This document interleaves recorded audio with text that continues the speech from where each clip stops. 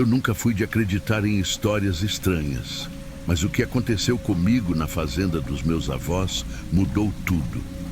Era verão de 2020 e eles tinham ido visitar parentes em outra cidade. Como eu estava de férias, me pediram para cuidar da fazenda por alguns dias. Parecia fácil: alimentar as vacas, verificar as plantações e, claro, garantir que nada de errado acontecesse. O que eu não sabia era que aquela última noite ia me marcar para sempre.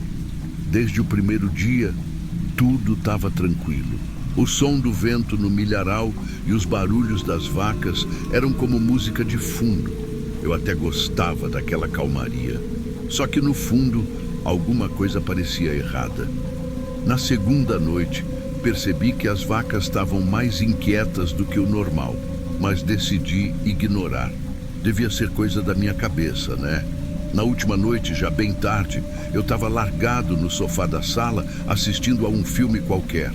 Foi quando ouvi um barulho estranho vindo do milharal. No começo, parecia só o vento, mas o som era diferente. Como se alguém estivesse andando por lá. Fiquei imóvel, tentando ouvir melhor, e aí veio o primeiro susto. As vacas começaram a mugir todas ao mesmo tempo. Não era normal. Era como se elas tivessem visto algo que as deixou apavoradas.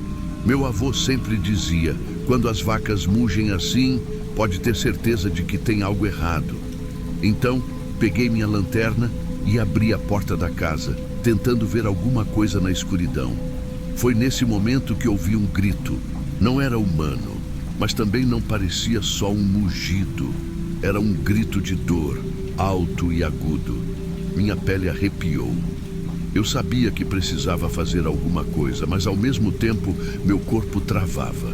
Peguei o rifle que meu avô guardava embaixo da cama, carreguei a arma com as mãos tremendo e saí da casa. O celeiro era o lugar mais lógico para começar. Cheguei no celeiro com a lanterna na mão e o rifle no ombro. As vacas estavam todas agitadas, andando de um lado para o outro. Era como se algo invisível tivesse tomado conta delas. Verifiquei tudo ali dentro e notei que uma das vacas estava faltando. Eu tinha certeza de que ela estava presa na cerca na última vez que olhei. Foi quando ouvi outro grito, mais forte, vindo do milharal. Era impossível ignorar agora. Algo muito errado estava acontecendo. Respirei fundo e comecei a caminhar em direção ao som. As folhas do milho mexiam com o vento, criando sombras estranhas com a luz da lanterna. A cada passo, parecia que eu estava entrando em outro mundo, longe de qualquer segurança. De repente, comecei a ouvir vozes. Eram baixas, como sussurros, mas com um tom ritmado. Pareciam vir de vários pontos ao mesmo tempo. Meu coração acelerou. Naquele momento não tinha mais volta. Eu precisava descobrir o que estava acontecendo. Andei mais alguns metros até que avistei uma figura no meio do milharal. Era uma pessoa, vestida completamente de preto, imóvel, me encarando. Levantei o rifle e gritei: "Quem tá aí? Sai daqui agora!" A pessoa não respondeu, nem se mexeu. Era como se fosse uma sombra. Disparei um tiro pro alto, esperando assustá-la, mas nada. Ela continuava ali, parada, como se não tivesse medo de mim. Foi aí que percebi que eu não estava sozinho. Outras figuras começaram a aparecer entre as fileiras de milho. Eram 6, talvez 7, todas vestidas de preto e usando máscaras aterrorizantes. O círculo se fechou ao meu redor. Eles estavam em silêncio, mas o peso da presença deles era sufocante. Cada um usava uma máscara diferente, todas bizarras, com detalhes que pareciam feitos para intimidar. Eu segurava o rifle com tanta força que minhas mãos estavam começando a doer. Uma das figuras deu um passo à frente. Os braços estavam abertos, como se estivesse me convidando a abaixar a arma. Gritei de novo: "Não chega mais perto, eu vou atirar." Mas a pessoa não parou. Então disparei mais um tiro para o alto, tentando controlar o desespero. Foi aí que o silêncio foi quebrado por um som estranho, um cântico grave, em uma língua que eu nunca tinha ouvido antes. O ritmo era lento e hipnotizante, e eu sentia meu corpo congelar, como se o som estivesse tomando conta de mim. Naquele momento, eu sabia que não tinha como enfrentá-los. Minha única chance era fugir. Com um último grito de desespero, me virei e corri pelo milharal. As folhas arranhavam meu rosto e eu tropeçava a cada 2 passos. Ouvia vozes e passos atrás de mim, mas não olhei para trás. Depois do que pareceu uma eternidade, finalmente cheguei à beirada do milharal. Mas antes de alcançar a casa, parei bruscamente. No chão, bem no meio de um círculo de velas, estava a cabeça da vaca desaparecida. Meu estômago revirou e vomitei ali mesmo. O cheiro de sangue e parafina era insuportável.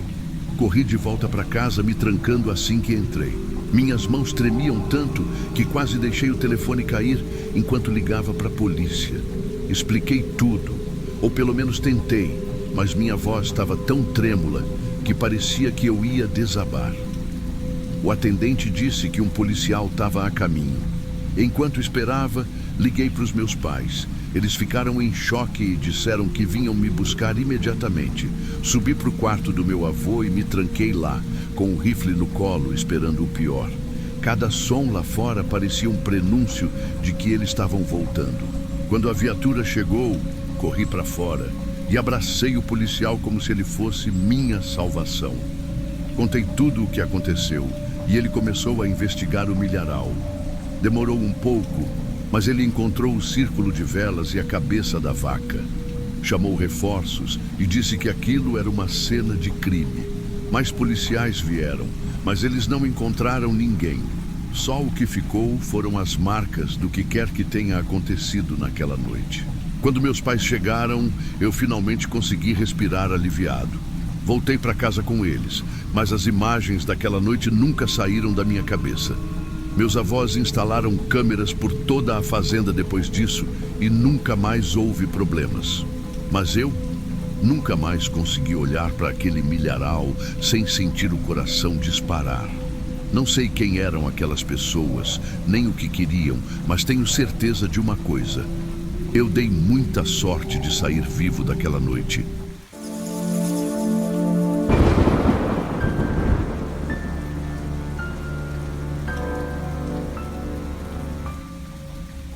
Vou contar para vocês uma história que aconteceu comigo há alguns anos, quando aceitei um trabalho em um rancho bem isolado aqui no Brasil. Naquela época, eu estava precisando de grana e não pensei 2 vezes. Arrumei minhas coisas e fui de mala e cuia. O lugar era grande, cheio de pastos e cercas antigas, com uma casa simples onde o dono morava. Logo de cara, me botaram para fazer umas tarefas básicas: consertar cerca, dar uma olhada no gado e à noite ficar de vigia. No começo era até tranquilo. O dia passava rápido, porque tinha sempre alguma coisinha para fazer. Trocar a água dos animais, checar as porteiras, dar uma ajeitada no curral. À noite, o cenário mudava um pouco. Enquanto eu caminhava com minha lanterna e meu bastão, só se ouviam os grilos e o vento fraco balançando as árvores lá longe. Tinha vezes que os cachorros latiam sem parar, dando uns avisos, mas na maior parte do tempo era aquele silêncio estranho que fazia a gente olhar para os lados o tempo todo. Eu confesso que fiquei meio bolado com aquele ambiente logo na primeira semana. Tinha algo na escuridão que não me deixava ficar totalmente à vontade, mas achei que era só coisa da minha cabeça. História de gente medrosa que não está acostumada com a vida no mato. Segui firme, tentando ignorar qualquer sensação ruim. Foi um erro. Se eu soubesse o que me aguardava, talvez tivesse dado meia volta e procurado outro emprego antes mesmo de desfazer a mala. Era tarde da noite, talvez umas 2 da manhã, e eu estava fazendo a ronda de costume. Geralmente, nessa hora, os cães estavam mais agitados, latindo para qualquer barulho de bicho no mato. Mas nessa noite em particular, nada. Nenhum grilo, nenhum cachorro, nem mesmo o coachar dos sapos que costumava encher a escuridão.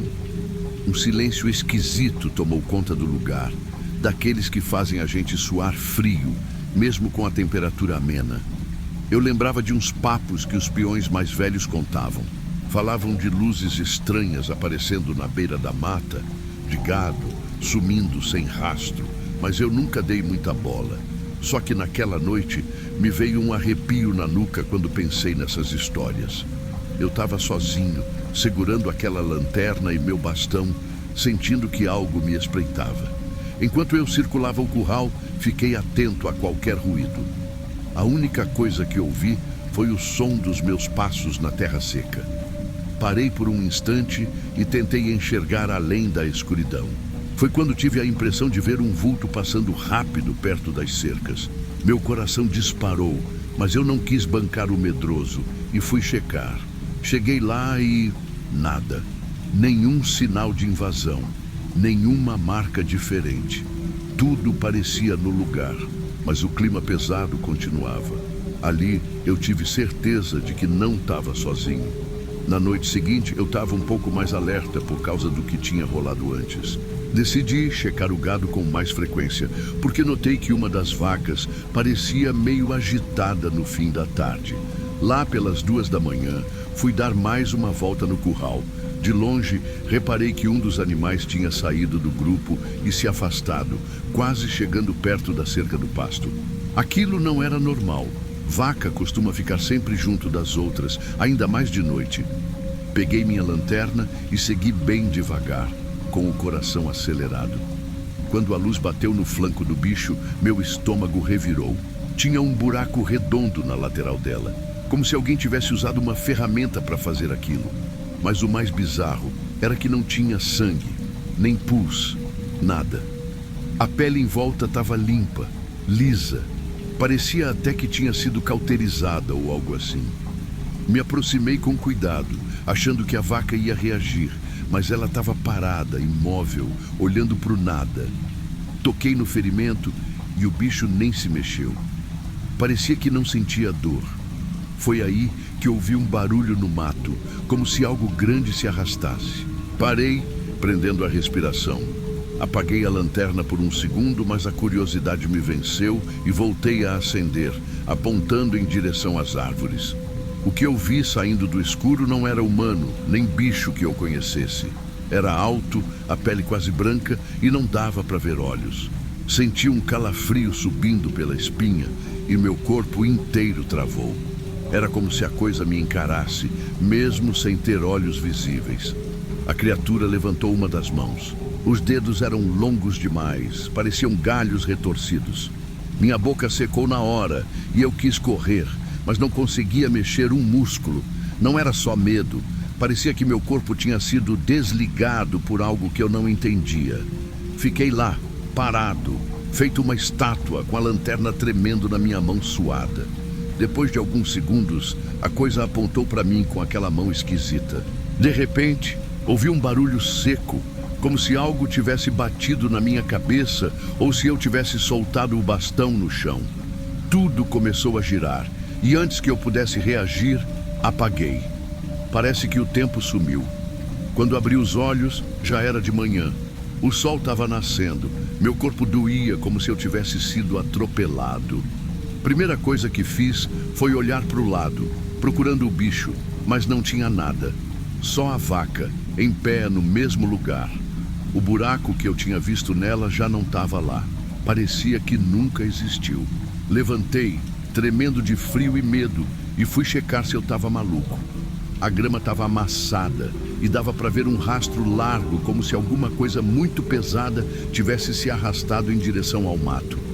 Minha lanterna estava caída no chão, com a lente rachada. Eu quis correr dali, mas meu orgulho falou mais alto. Talvez eu tivesse imaginado tudo. Aquilo não podia ser real. Por via das dúvidas, contei para o patrão que eu não estava me sentindo bem e voltei para o meu quarto. Não consegui pregar o olho o resto do dia, pensando no que eu tinha visto. Passei o dia seguinte tentando achar uma explicação racional para o que tinha acontecido. Talvez fosse só um sonho, mas eu sabia que não era. Ainda assim, tentei me convencer de que foi fruto do cansaço, de algum estresse ou sei lá o quê.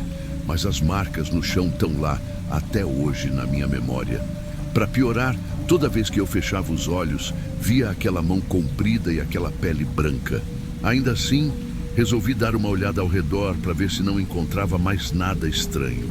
Caminhei pelo pasto, conferi cercas, mas só vi aquele rastro que sumia no meio do mato. Não dava para negar. Algo muito pesado passou por ali. Passei perto da vaca de novo. Ela estava agindo normal, sem nenhum ferimento. Parecia até que o acontecido tinha sido apagado da realidade. Fui conversar com o dono do rancho. Ele notou meu semblante tenso e perguntou se tinha acontecido alguma coisa. Contei só metade da história. Disse que tinha visto um bicho grande, que me senti mal e apaguei. Ele deu uma risada meio descrente, mas ao mesmo tempo botou uma mão no meu ombro e falou: "Olha, se você quiser ir embora, tá tudo bem. Eu entendo." Agradeci, mas disse que ficaria pelo menos mais uma noite. Eu tinha esse senso de responsabilidade e também não queria ser chamado de covarde. À noite, o medo bateu forte de novo, mas eu tentei fingir que estava tudo certo. Apanhei a lanterna reserva, me armei com um pedaço de madeira mais robusto e saí para vigiar o curral. Quando anoiteceu de vez, o silêncio voltou a reinar. Nem mesmo o vento parecia querer aparecer. Chequei o rebanho umas 2 ou 3 vezes, sem ver nada de anormal.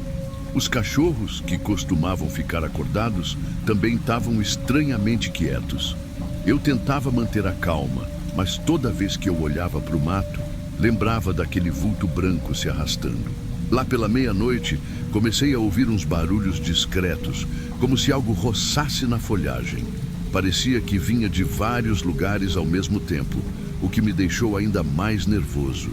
Finalmente, criei coragem e segui em direção ao som. Caminhei até quase à beira do mato, apontando a lanterna com a mão meio trêmula. Estava tudo escuro e denso, cheio de árvores retorcidas. Foi nessa hora que ouvi um estalido seco, como se um galho tivesse quebrado bem perto de mim. Quando girei a lanterna, juro que vi um pedaço de pele pálida sumindo atrás de uma árvore. Minha barriga gelou na hora. Quis gritar pedindo ajuda, mas eu sabia que não ia adiantar. O dono do rancho estava dormindo e mesmo que acordasse, não acreditaria de cara no que eu estava vendo. Eu podia simplesmente voltar correndo, mas algo dentro de mim queria entender o que era aquela coisa. Queria enfrentar, provar para mim mesmo que não estava ficando doido. Lá pelas 2, quase 3 da manhã, eu já estava quase desistindo de ficar na escuridão. Tudo ao meu redor parecia quieto demais de novo. Resolvi dar uma última volta no curral antes de ir dormir. Foi aí que, quando passei perto das árvores, vi algo se mexer bem devagar. A luz da lanterna alcançou aquela pele pálida e meu coração deu um pulo. A criatura, ou seja lá o que fosse, estava em pé ali, mais alta do que eu lembrava. Sentia que me encarava, mesmo sem eu ver olhos nela. Tive a mesma sensação de paralisia, mas dessa vez resisti. Apertei o bastão na mão, tentei dar um passo para trás. Aquilo moveu um dos braços de novo, parecendo apontar na minha direção.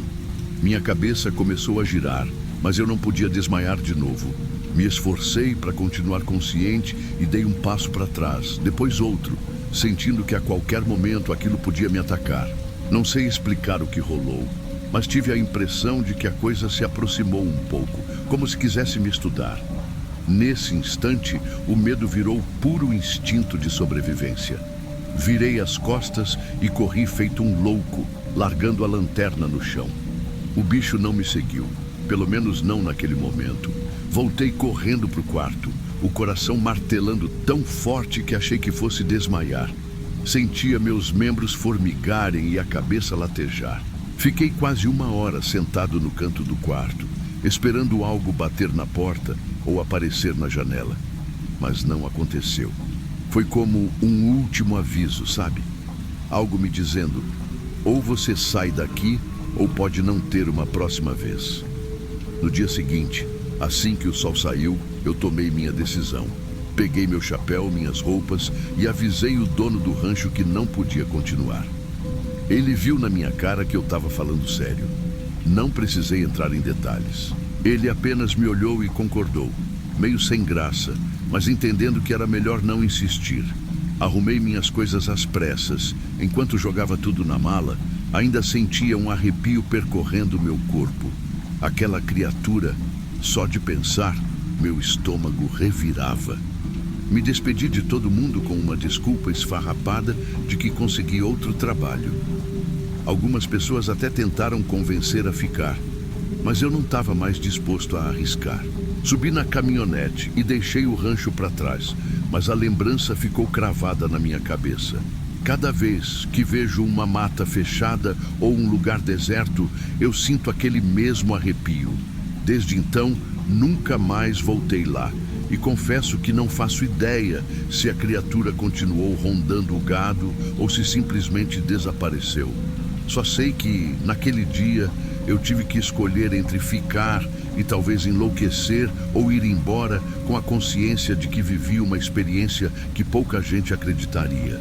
Preferi a segunda opção. Esse foi meu relato, galera do Diário de Terror. Até hoje não sei o que era aquela coisa, mas tenho certeza de que não foi um sonho ou delírio. Se for um conselho que eu possa dar, às vezes o desconhecido não quer ser entendido, só quer que a gente se afaste. E foi exatamente isso que fiz.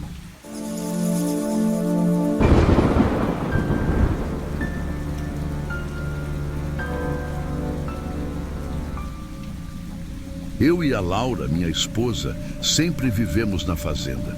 Nossa vida é simples. A gente planta milho, cuida dos animais e, quando dá tempo, relaxa na varanda ouvindo o som do vento passando pelo milharal. O interior tem essa coisa de isolamento que para muitos parece assustador, mas para a gente sempre foi sinônimo de paz. Os vizinhos mais próximos, Miguel e Pedro, moram a cerca de meio quilômetro daqui, em lados opostos. Nos tornamos bons amigos porque no campo é assim. Você se aproxima de quem está por perto. Sempre tem um jantar, uma cerveja ou só uma conversa rápida quando a gente se encontra na feira da cidade.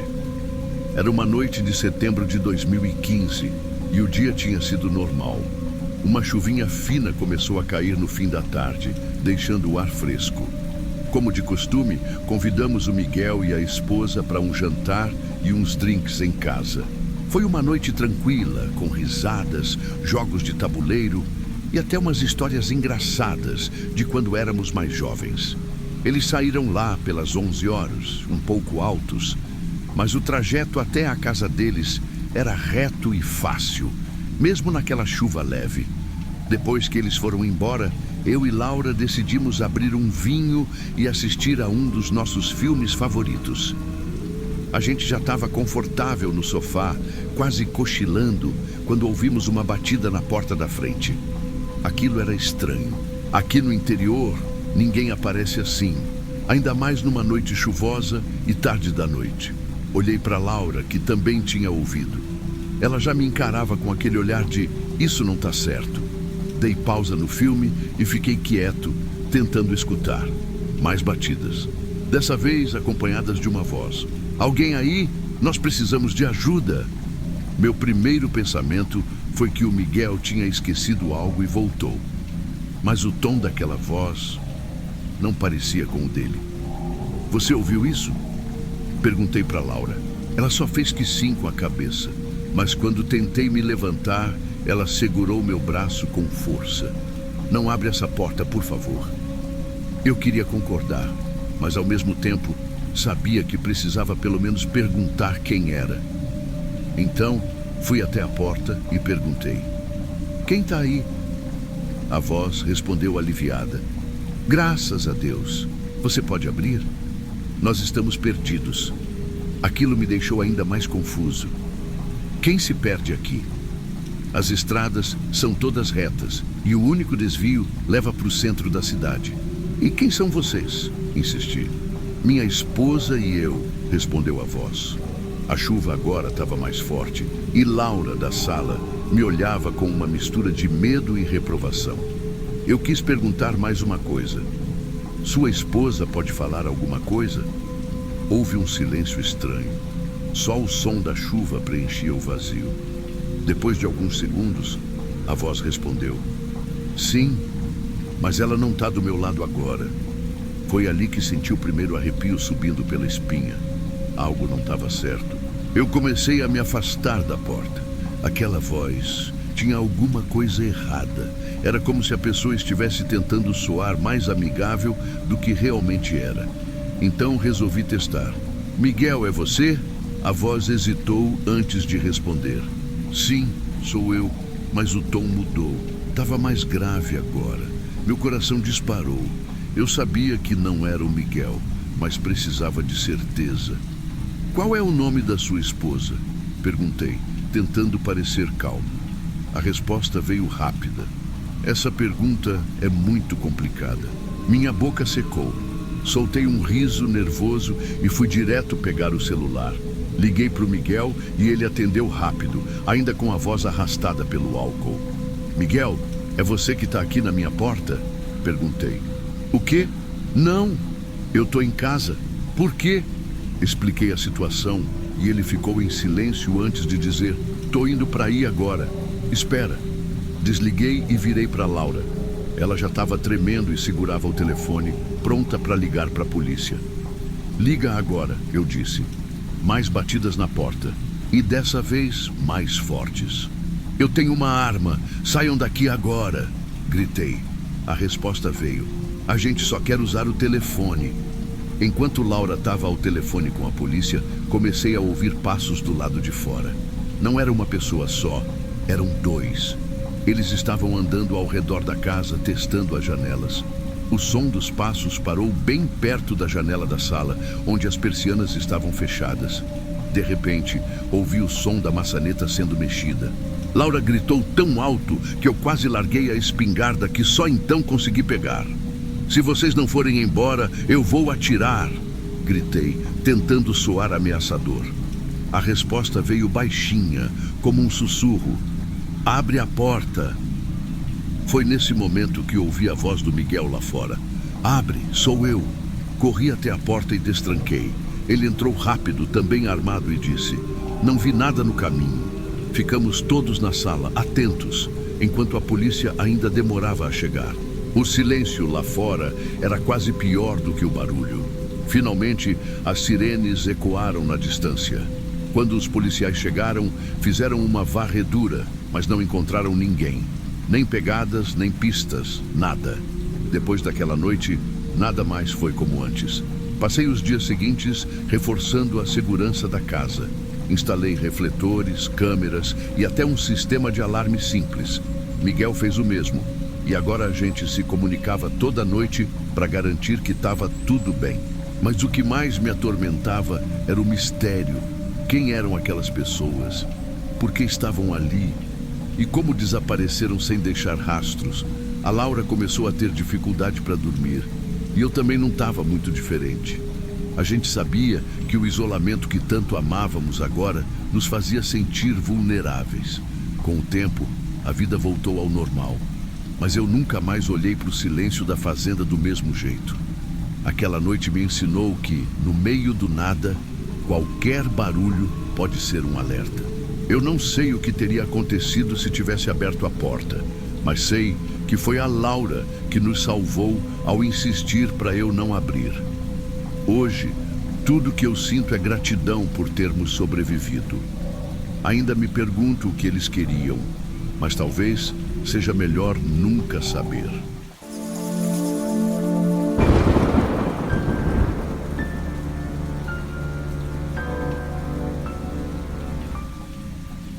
Desde moleque, o João sempre foi meu melhor amigo.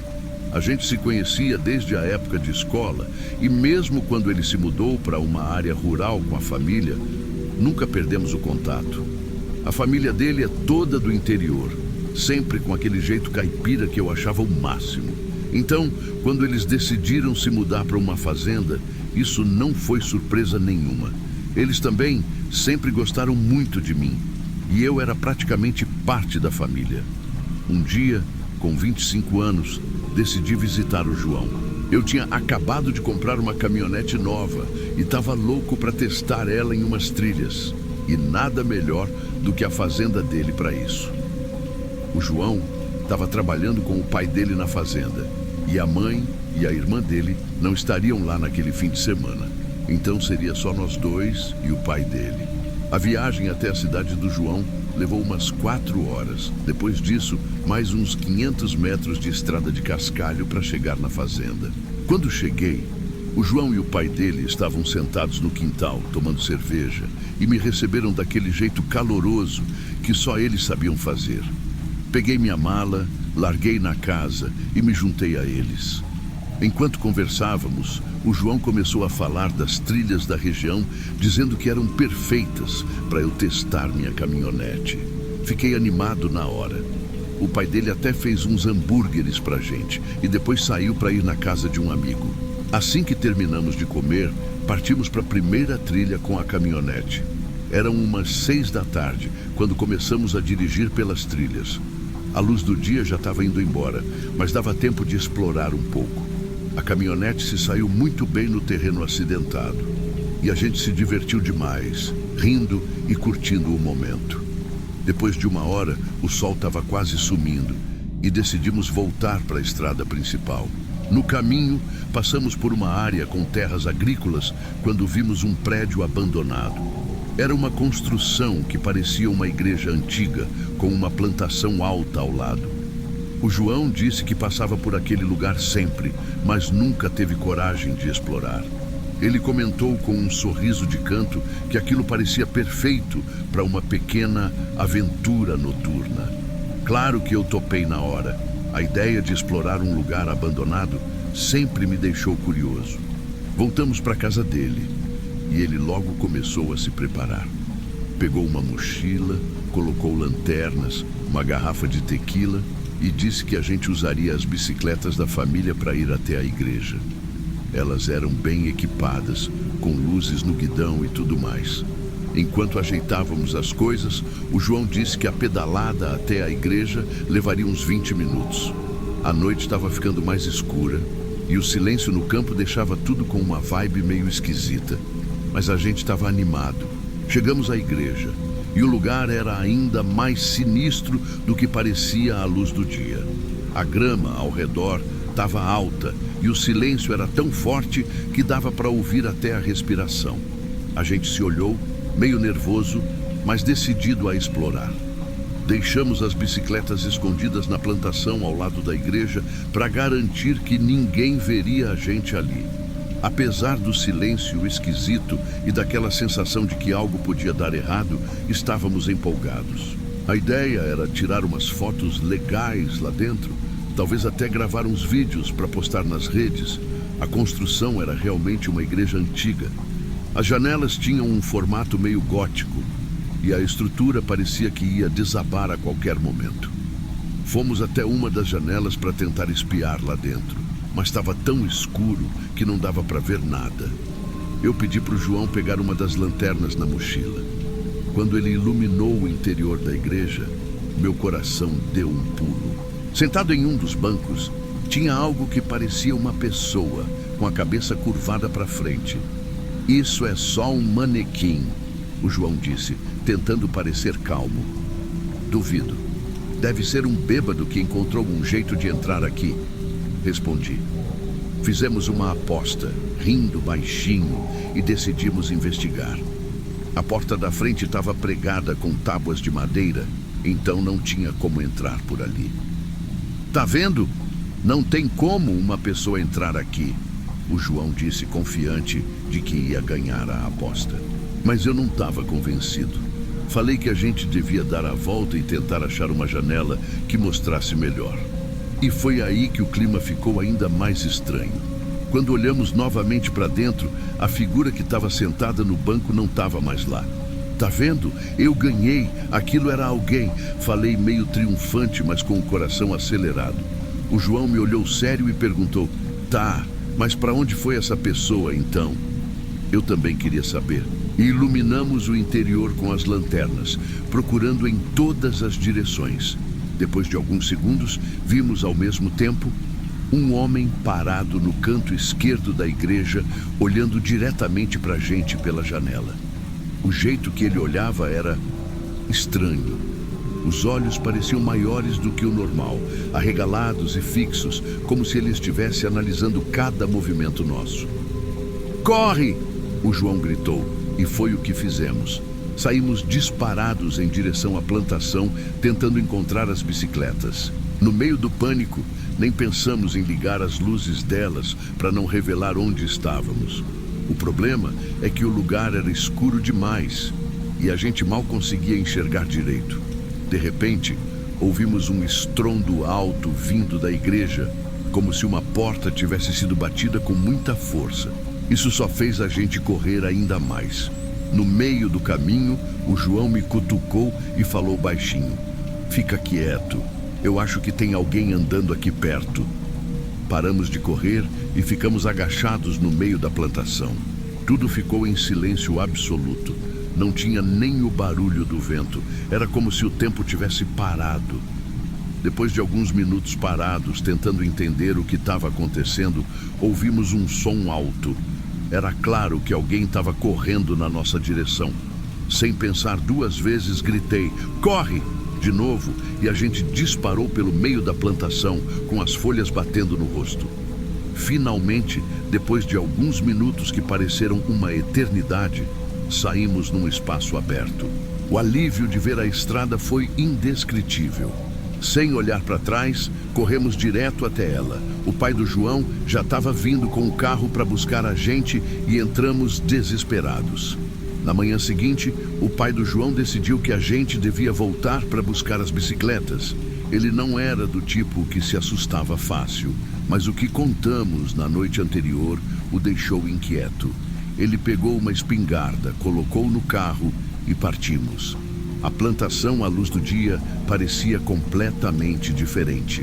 O sol brilhava, o vento balançava as folhas e parecia impossível acreditar que aquele lugar tinha sido tão aterrorizante na noite anterior. Mesmo assim, ainda tínhamos aquela sensação estranha, como se algo não estivesse certo. Depois de procurar por um tempo, encontramos as bicicletas no meio da plantação. Jogamos elas na carroceria da caminhonete e nos preparamos para ir embora. Mas, antes de sair, não resistimos e olhamos mais uma vez em direção à igreja. Foi aí que vimos ele de novo. Na janela, o mesmo homem da noite anterior. Ele estava parado, olhando fixamente para a gente, como se soubesse que estávamos ali. Só que o que me deixou mais arrepiado foi a forma como ele se afastou. Não foi andando normalmente. Parecia mais uma espécie de movimento brusco, rápido e errado. "Vocês viram isso?" o pai do João perguntou com um rosto sério. A gente apenas balançou a cabeça. Ele guardou a espingarda no carro e disse: "Tá na hora de irmos embora. Esse lugar é estranho demais." O pai do João nunca ficava arrepiado com nada, mas naquele momento ele parecia tão desconfortável quanto nós. Depois de deixar as bicicletas na fazenda, a gente foi direto para uma churrascaria da cidade. Pedimos um monte de comida e algumas cervejas para tentar esquecer o que tinha acontecido.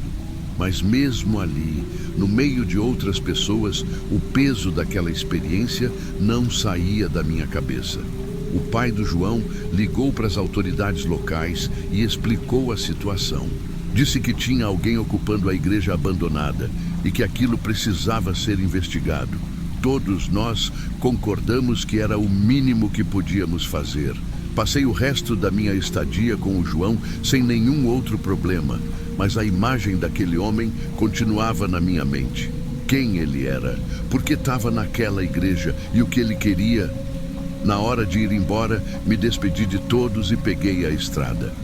Durante as 4 horas de volta para casa, não consegui parar de pensar naquilo. E até hoje, me pego lembrando de como tudo foi tão estranho e assustador. Não sei se aquele homem ainda está lá, escondido na igreja ou em algum outro lugar. Mas, sinceramente, espero nunca mais encontrar ele.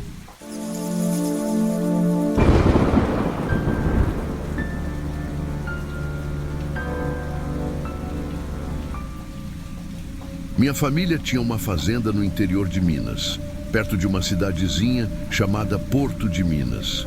Não era nada grandioso, mas o terreno era enorme. Campos de pasto, uma floresta aqui e ali e um cemitério que ficava logo depois do portão principal. Estranho, né?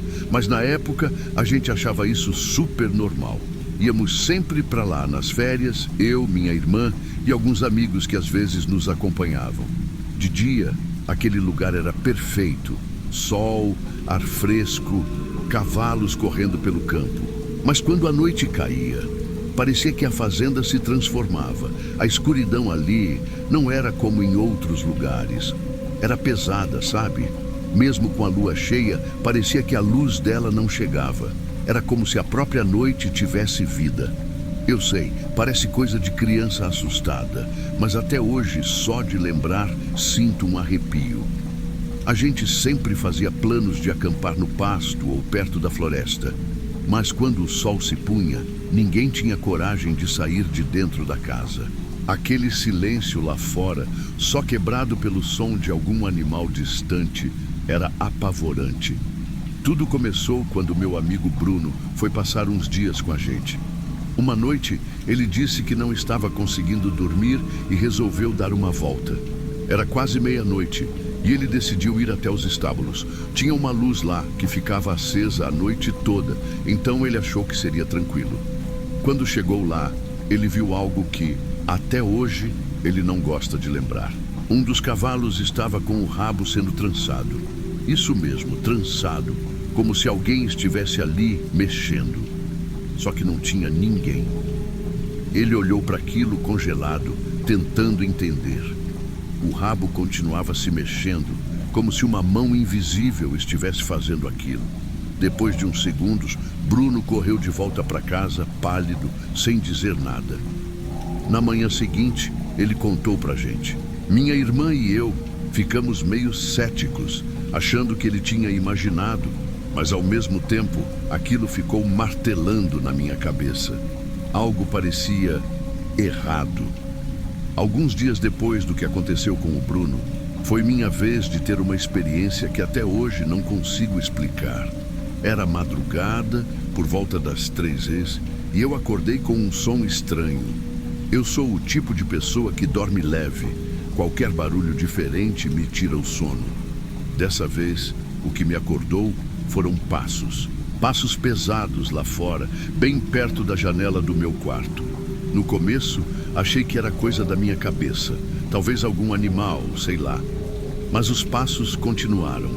Iam e voltavam, num movimento circular, como se algo estivesse rondando ali. Meu coração começou a acelerar e eu não consegui nem abrir os olhos. Não sei explicar, mas algo dentro de mim dizia que, se eu olhasse, não ia gostar do que veria. De repente, os passos pararam, bem ao lado da janela. Fiquei imóvel, tentando não respirar alto. Foi aí que ouvi uma respiração pesada, meio rouca, como um grunhido baixo. Parecia que algo estava parado ali, me observando. Eu sentia isso.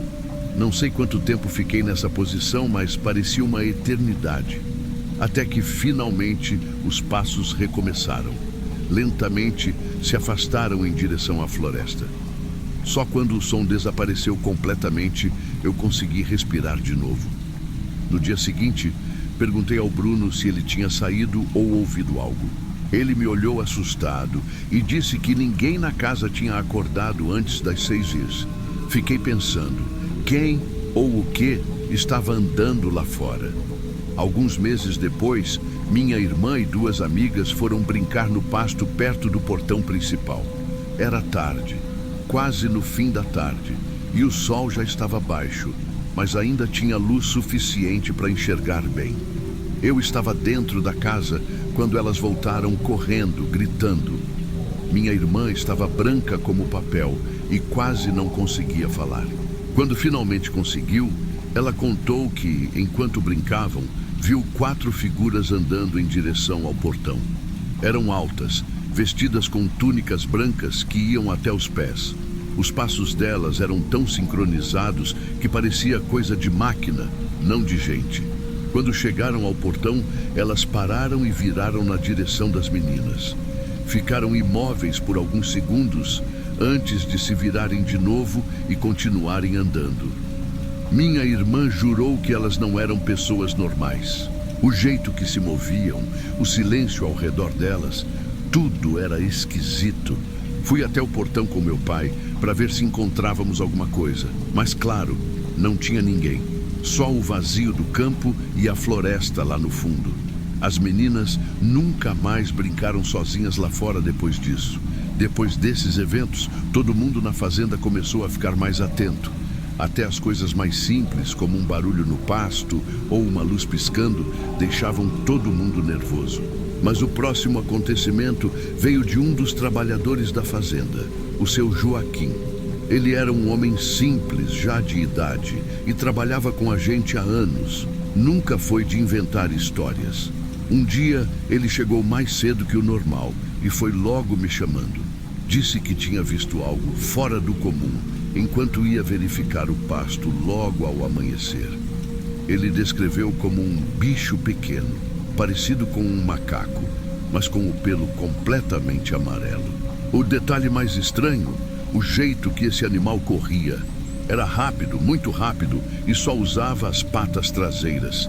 Ele disse que tentou seguir o bicho, mas ele desapareceu na direção da floresta. Achei a história estranha, mas como vinha do seu Joaquim, acreditei. Era o tipo de homem que não ficava assustado à toa. Apesar disso, não conseguimos encontrar nada, nem rastros, nem sinais. Mas, por algum motivo, depois desse dia, ele começou a evitar ir sozinho ao pasto de manhã cedo. Depois do relato do seu Joaquim, eu achava que já tinha visto de tudo. Mas a fazenda parecia ter outros planos. Em uma das noites seguintes, estava sozinho na varanda, olhando para o céu. Era um daqueles momentos raros em que você consegue ver todas as estrelas. Só que meu momento de paz foi interrompido por um som estranho vindo do celeiro. Era um som baixo, como um rosnado misturado com algo arranhando madeira. Fiquei parado por um instante, tentando decidir se era uma boa ideia verificar. Peguei uma lanterna e fui até lá. Meu coração estava batendo rápido, mas tentei me convencer de que era só um animal perdido. Quando cheguei, vi que a porta do celeiro estava entreaberta. A lanterna iluminava a entrada, mas não mostrava muita coisa lá dentro. Entrei devagar, com a lanterna tremendo na minha mão. Foi aí que vi. Não sei exatamente o que era, mas vi algo se movendo rapidamente no fundo do celeiro. Parecia pequeno, mas os olhos refletiram a luz da lanterna de um jeito que me fez congelar. Era como se estivessem me encarando. Antes que eu pudesse reagir, o som de algo caindo me fez dar um pulo. Corri de volta para casa, trancando a porta atrás de mim. Não consegui dormir direito naquela noite. Depois de tudo o que vivi naquela fazenda, fiquei pensando em como aquilo moldou a forma como eu vejo o mundo. A fazenda ainda está lá, mas a gente não vai mais tanto para lá. O medo que sentíamos quando crianças parece ter ganhado vida com esses acontecimentos. Por mais que eu tente racionalizar tudo, dizer que era só um animal estranho, ou talvez nossa imaginação alimentada pelo medo, tem coisas que simplesmente não consigo explicar. Aquele lugar tinha uma escuridão diferente, sabe? Uma presença. Não era algo que dava para ver, mas você sentia, como se o próprio ambiente te vigiasse, esperando que você abaixasse a guarda. Às vezes eu penso que tudo pode ter sido coincidência. Os passos, o rabo do cavalo, as figuras no portão. Talvez as histórias fossem parte do nosso medo coletivo. Mas ao mesmo tempo, como explicar tantas coisas? Tantas pessoas diferentes testemunhando algo? Uma coisa é certa, não é o tipo de experiência que você esquece.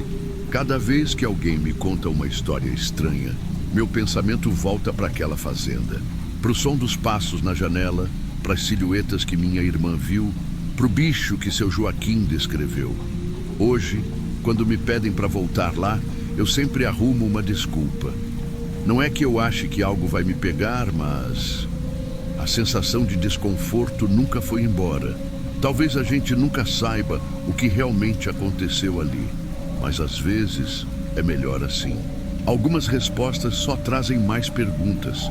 E, sinceramente, prefiro deixar essas memórias exatamente onde elas estão. Na fazenda, perdidas na escuridão.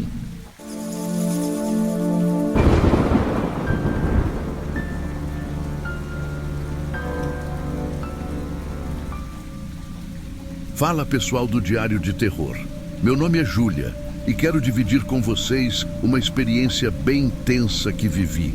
Nunca me imaginei no meio de uma história dessas, mas as coisas acontecem quando a gente menos espera, né? Tudo começou quando meu pai herdou uma fazenda no interior do Brasil. A ideia de me mudar para lá não me animava muito, mas ele insistiu dizendo que seria uma ótima chance de economizar no aluguel e viver mais perto da natureza. Minha mãe, meio sem opções, topou. Eu, que sempre fui da cidade, só concordei porque achava que seria uma fase temporária. Logo que a gente chegou, achei o lugar até bonitinho. Tinha um casarão antigo, um quintal grande e muito mato em volta. O problema era que não tinha quase nada por perto. Só umas casinhas espalhadas e de vez em quando você via algum trator passando longe na estrada de terra. A verdade é que o isolamento bateu forte.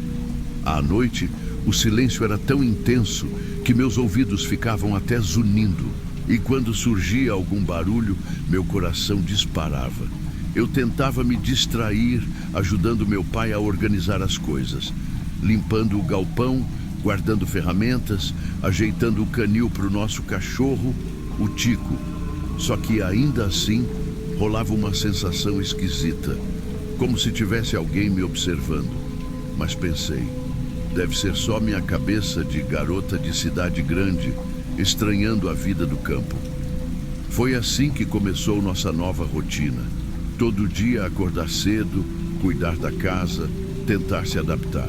Eu não fazia ideia de que por trás daquela paisagem tranquila se escondia algo que iria virar meu mundo de cabeça para baixo. Já tinham passado umas 2 semanas desde a mudança e eu ainda me sentia meio deslocada. Meu pai estava animado com a ideia de plantar milho, criar galinhas, viver uma vida simples. Minha mãe nem tanto, mas ela fazia o que podia para manter as coisas nos eixos. Eu estava mais preocupada em achar algum canto decente para estudar e um sinal de celular que não me abandonasse na hora que eu mais precisasse. Foi numa dessas noites tranquilas, ou pelo menos que deveriam ser tranquilas, que comecei a notar uns barulhos estranhos. Parecia alguém mexendo em algo de metal no quintal, como se uma enxada caísse no chão. Só que eu sabia que todas as ferramentas estavam guardadas no galpão. E meu pai estava roncando no quarto, então não era ele. Subi no banquinho para espiar pela janela, mas estava tudo escuro. Só o Tico agitado, andando de um lado para o outro. Pensei que fosse um bicho, tipo um tatu, ou até um cachorro do mato, e fui dormir sem dar muita importância. Nos dias seguintes, as estranhezas continuaram. Pela manhã, encontrei a porta do galpão entreaberta e jurava que eu mesma tinha trancado no dia anterior. Ferramentas reviradas, como se alguém tivesse procurado alguma coisa. Mencionei isso para o meu pai, mas ele deu de ombros. Disse que a porta devia ter ficado mal fechada e o vento fez o resto. Só que, cada vez que eu ia lá fora, sentia um arrepio. Tico, que sempre me acompanhava, rosnava sem motivo aparente, olhando para o mato. E foi então que descobri umas pegadas meio estranhas no chão, perto da janela da cozinha. Não pareciam de bicho, mas também não eram muito grandes para serem de um adulto. Talvez de um adolescente? Sinceramente, não consegui decifrar. Para completar, nossa vizinha mais próxima, uma senhora chamada Dona Teresa, que morava a uns 3 quilômetros de distância, comentou que eu tinha que tomar cuidado. Disse que essa região era meio esquisita e que já aconteceram coisas estranhas por ali. Eu perguntei o quê, mas ela desconversou, fazendo cara de quem não queria falar. Esse clima de dúvida e tensão começou a mexer comigo. Eu tentava não pirar, mas era complicado. Nem a luz do dia me passava segurança. E à noite eu mal conseguia dormir. sempre achando que tinha alguém do lado de fora, esperando a hora certa de aparecer. Bom, gente, esse foi só o começo. Vocês não fazem ideia do que ainda estava por vir. As coisas se agravaram numa madrugada em que acordei com Tico latindo feito louco no quintal. Olhei para o relógio, 3 da manhã. O latido não era de quem viu um animal qualquer. Era um latido nervoso, quase de desespero. Meu coração acelerou na hora. Fui até a sala, tateando pela escuridão. Meus pais também tinham acordado. Meu pai abriu a porta e chamou pelo Tico. Quando meu cachorro veio na direção dele, notei que estava com o pelo todo arrepiado, o rabo entre as pernas. E foi nesse momento que ouvi um barulho alto lá no galpão, como se alguém tivesse derrubado algo pesado. O impulso foi sair correndo e ver o que estava acontecendo, mas meu pai me mandou ficar dentro de casa. Ele pegou uma lanterna e seguiu em direção ao galpão. Eu fiquei na varanda, abraçando minha mãe, rezando para que nada de ruim acontecesse. De longe, vi a lanterna tremendo na mão dele. Ele gritou algo, mas a voz dele se perdeu no vento. Tico correu atrás, latiu, e então escutei o barulho de passos apressados no mato, galhos quebrando, alguém fugindo. Quando meu pai voltou, estava com a respiração pesada e a expressão sombria. Disse que viu uma silhueta correndo na direção da cerca dos fundos, mas não conseguiu alcançar. Por sorte, não levaram nada de valor, mas a janela do galpão estava arrombada e algumas ferramentas estavam espalhadas pelo chão. Meu pai se convenceu de que não era mais paranoia minha. Agora era fato. Alguém andava rondando a gente e se arriscava a entrar mesmo sabendo que tinha gente em casa. Depois daquela madrugada, ninguém mais dormiu direito. Minha mãe insistiu para a gente ir embora, mas meu pai achou que isso era dar vitória para o bandido, seja lá quem fosse. E eu, no meio daquele dilema, só conseguia pensar em como a situação ficava cada vez mais perigosa. Nos dias que seguiram, minha ansiedade só aumentou. Eu já não saía tanto de casa depois que anoitecia. Tico parecia mais agitado também, rosnando para qualquer som de galho estalando no quintal. Decidi que precisava entender melhor o que estava rolando. Se alguém insistia em dar as caras na nossa propriedade, devia ter algum motivo. Então, tomei coragem e fui falar com Dona Teresa. Andei até a casa dela sob um sol de rachar. Chegando lá, ela me recebeu com um café quente e me olhou daquele jeito de avó preocupada. Não demorou para ela me soltar que a tal fazenda onde a gente morava tinha uma fama estranha. Comentou que, anos atrás, corria um boato de que gente envolvida com contrabando se escondia nos arredores, usando aquelas matas para despistar a polícia. Falou de um certo bando do porão, mas não entrou em detalhes. Senti um calafrio. Minha cabeça logo imaginou que pudesse ser algum remanescente dessa história maluca, escondido até hoje. Mas será que tinha lógica? Eu não sabia. Preferi guardar minhas teorias e voltei para casa, pensando em como falar sobre isso com meus pais sem alarmar ainda mais minha mãe. Na mesma semana, encontrei uns rastros estranhos perto de um velho paiol desativado. Parecia que alguém tinha feito uma fogueirinha ali há pouco tempo e tinha restos de comida. A sensação de estar sendo vigiada só aumentou. Era como se o invasor ou invasores tivessem um acampamento dentro da nossa própria fazenda. Falei com meu pai, que apenas balançou a cabeça preocupado. A gente até pensou em chamar a polícia, mas no interior as coisas são mais complicadas. Eles costumam levar tempo para chegar e sem provas mais concretas, provavelmente não dariam muita bola. Mesmo assim, resolvemos trancar tudo melhor e ficar mais atentos. A realidade é que depois daquela conversa com Dona Teresa, passei a me sentir num beco sem saída, sem saber se devia insistir em ficar ou achar um jeito de sair dali de uma vez. À medida que os dias passavam, minha cabeça não desligava nem por um segundo. Era como se eu tivesse um sexto sentido que me fazia ficar em alerta total. Eu tentava levar a vida normalmente. Ajudava meu pai a cuidar das galinhas, limpava a varanda e até tentava estudar um pouco. Mas bastava escurecer que tudo mudava. As noites começaram a ficar especialmente ruins. De vez em quando, eu chegava a ouvir passos lá fora. Não sei se era coisa da minha imaginação, mas as folhas do chão pareciam ser pisadas. Tico também ouvia, porque ele ficava parado, com as orelhas bem levantadas, olhando fixo em direção às janelas. Uma das piores vezes foi quando eu estava quase pegando no sono e ouvi aquele barulho de metal se arrastando no quintal de novo. Levantei correndo da cama e esbarrei na cômoda, derrubando um vaso no chão. Quase tive um troço de tanto susto. Fui até a sala. Encontrei minha mãe sentada no sofá, segurando a respiração. Sem dizer nada, a gente se olhou, entendendo que estava todo mundo vivendo naquela paranoia. Meu pai reforçou as trancas das janelas e portas. Tinha comprado umas correntes, colocado cadeados extras. Não resolveu muito, porque parecia que quem estava rondando a casa não precisava necessariamente arrombar nada para nos deixar assustados. Só a presença, aquelas pegadas, os sons de passos já me faziam querer sumir dali.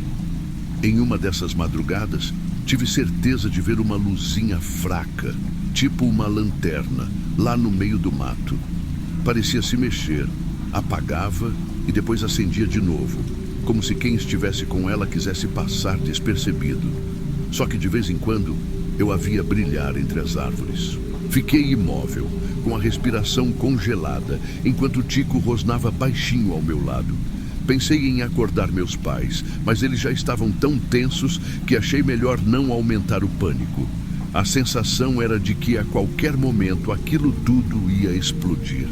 Eu não sabia se conseguiria aguentar mais. E mesmo assim, não tinha ideia do que realmente esperava a gente nas próximas noites. Não demorou muito para a coisa ficar ainda mais feia.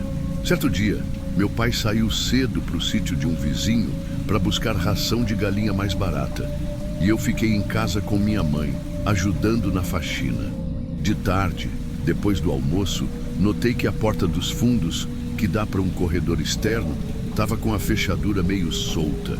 A gente tinha colocado um cadeado ali, mas parecia que alguém tentou forçar. A cada hora que passava, meu peito ficava mais apertado.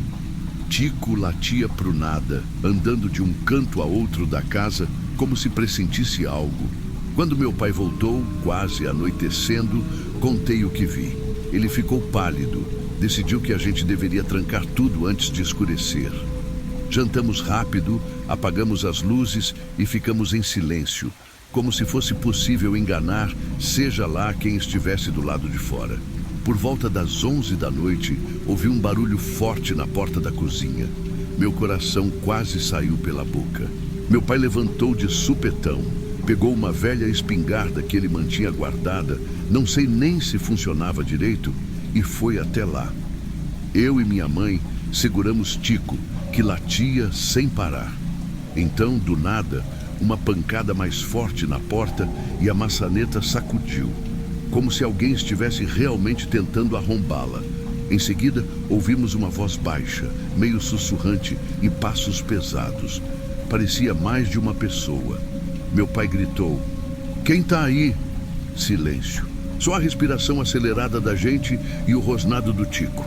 Segurando a respiração, me aproximei da janela lateral e espiei por uma fresta. Vi o vulto de alguém correndo para o quintal, passando perto do galinheiro, e outro vulto mais distante, entre as árvores. Pelo menos 2 pessoas. Eles fugiram, mas continuavam ao redor, porque eu ainda ouvia passos rápidos pelas folhas. Foi a pior sensação de medo que já senti na vida. Meu pai berrava para eles irem embora. Minha mãe segurava minhas mãos tremendo, e eu só pensava que se eles quisessem mesmo entrar, a gente não teria muita chance. Essa foi a noite que chamo de noite do confronto, porque foi quando entendi que aquilo não era brincadeira e que nossa família estava correndo perigo real. Depois daquela noite, percebi que não dava mais para continuar vivendo nesse clima de terror. Minha mãe praticamente implorou para o meu pai fazer alguma coisa definitiva, então ele resolveu tomar coragem e chamar a polícia. Não foi simples, porque aqui no interior tudo é devagar, mas pelo menos era alguma atitude. Nos dias seguintes, ficamos trancados dentro de casa, rezando para não acontecer outro ataque. Meus nervos estavam à flor da pele, eu tinha pesadelos toda noite. Até Tico parecia exausto de tanto ficar alerta. E enquanto isso, a gente esperava que as autoridades aparecessem. Quando os policiais chegaram, vasculharam a propriedade. Eles encontraram sinais de acampamento na mata e algumas pegadas que comprovavam que gente andava circulando ali. Só que, como não localizaram ninguém na hora, falaram pra gente avaliar seriamente se valia a pena permanecer ali. Disseram que continuariam investigando, mas que era difícil manter vigilância constante numa área tão grande. Meu pai, que sempre foi teimoso, finalmente cedeu. Arrumamos nossas coisas às pressas e pegamos a estrada de volta para a cidade no dia seguinte. A sensação de alívio foi imensa, como se um peso gigante tivesse saído das minhas costas. Mas também senti uma tristeza por deixar para trás aquele lugar que tinha tudo para ser um lar tranquilo. No final das contas, a gente sobreviveu. Não sei se esses invasores eram ladrões, fugitivos ou só gente sem ter onde morar, mas o medo que eles plantaram na gente foi real e sufocante. Quando lembro das noites que passei naquela fazenda, sinto um arrepio na espinha até hoje. E é por isso que estou aqui, no Diário de Terror, para compartilhar esse relato. Quem pensar em se isolar no meio do nada, lembre-se. Às vezes, o terror mais assustador não é fantasma nem assombração. É o perigo bem humano que pode estar espreitando na escuridão.